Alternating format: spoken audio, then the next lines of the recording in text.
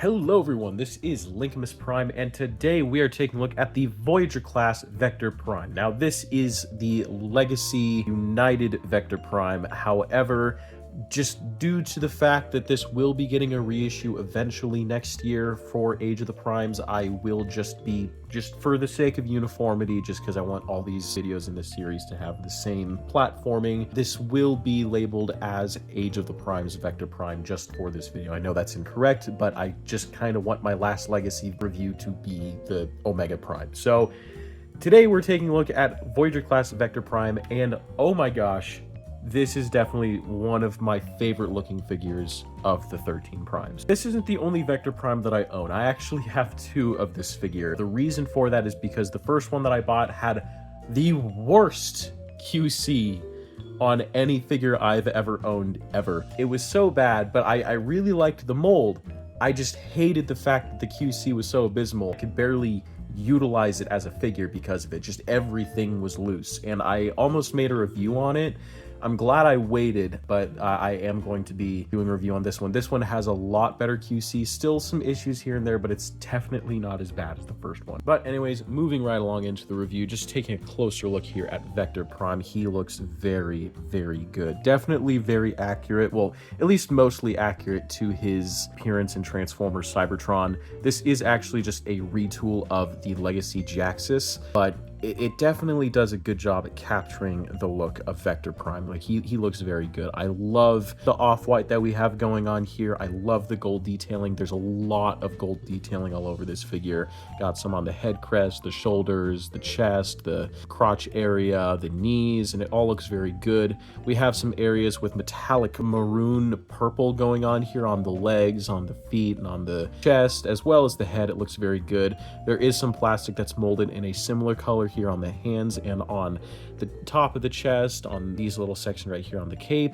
We do actually have some more gold detailing here on the back, but that mainly just comes in more so for the alt mode, but it does look very nice. We have some metallic blue texturing, kind of like, I like to call it Nemesis Prime teal, just because this is the kind of teal you find on Nemesis Prime figures. Got some of that here, all beautifully painted on the shoulders, the face, this little section in the chest. We have this clear purple section right here that it just looks so good. But yeah, I think the colors here really contrast this design very, very well. All of the molded detailing is also very nice. We have a lot of hand lining detail going around, and it just looks very good. My only issue is that the forearms and the legs are just taken from Jaxus, so those parts just are not accurate. There are upgrade kits, but I don't care about upgrade kits enough to want to get the one for this.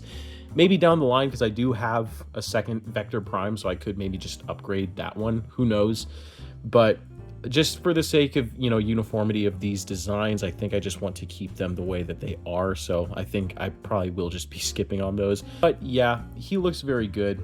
That's all I'll say about that. Now, when it comes down to Vector Prime's articulation, we do have a ball joint at the head, which allows him to look up that far and down that far, as well as a little bit of side to side and full rotation. Arms can rotate here at the shoulders, full 360 degrees, move up and down. They are a bit trigger happy, but at least it doesn't exactly get in the way of the head. So at least this is functional. The shoulder pads can move up and down mainly for transformation, but I don't really utilize that much. We do have a swivel at the bicep, over 90-degree bend at the elbow, a full rotation at the wrist, and opening fingers, which is very nice. The waist can rotate all the way around due to transformation. Legs can kick forward that high and back not too far, almost all the way. You get almost a full split. Swivel at the thigh, way over 90-degree bend at the knee, up and down at the ankle, and a very nice ankle pivot. Unfortunately, this area is a bit loose, so that is where one of the issues does lie on this. And for the back wings, we do actually have some posability here, so you can angle these however way you want. Now, when it comes down to Vector Prime's accessories, we do have his Blade of Time, and we do have the Cyber Planet Key. They're molded in this very nice, like, clear blue, which looks really good. All of the sculpted texturing here looks very good. Unfortunately, though, it does get kind of lost in the sculpt due to just the uniform color of this. The handle is molded in the same purple that is on the rest of the figure, and we do have some more molded detailing here, which looks pretty cool.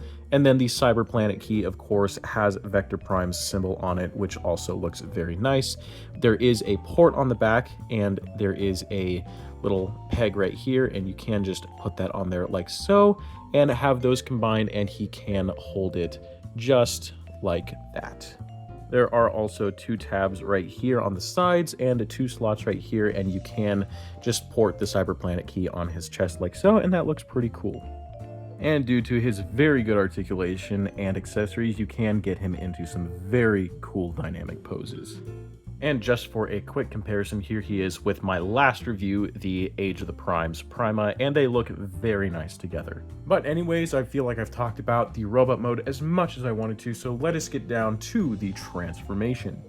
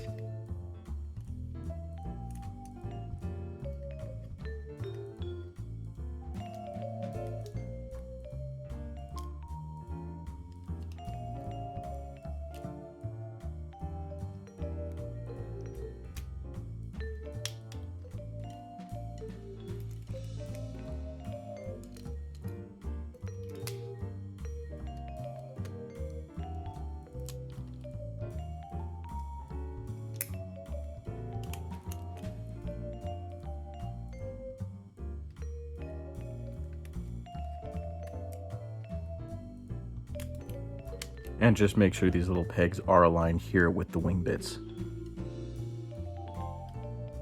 And here we have Vector Prime in his alt mode, and he looks pretty okay. This isn't necessarily my favorite alt mode for a Transformer. It is just kind of another slab, but I mean, it's accurate enough to his appearance in Transformer Cybertron, so I cannot complain too much. It does what it needs to do. Of course, you know, he does still have the G-axis parts just kind of sitting there, mainly with the legs, but that's really about it. I mean, he looks like Vector Prime. That's all that matters.